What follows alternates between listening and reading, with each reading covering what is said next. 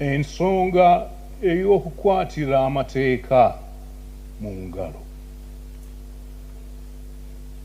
oba obutagoberera mateeka kintu kya bulabe. Tusaasira abo bonna abatyoboddwa mu ngeri eno. Tusaba bekikwatako okulaba nti ensi yaffe efugibwa ku nkola essa ekitiibwa mu bantu,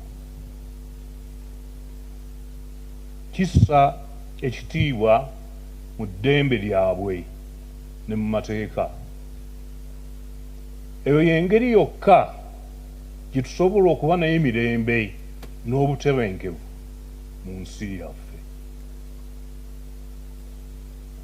Nga mmaliriza nziramu okubeebaza mwenna okujja era mbasaba okukolera awamu n'okuwagira n'amaanyi emirimu gy'Obwakabaka. Mwebale nnyo, mwebalire ddala.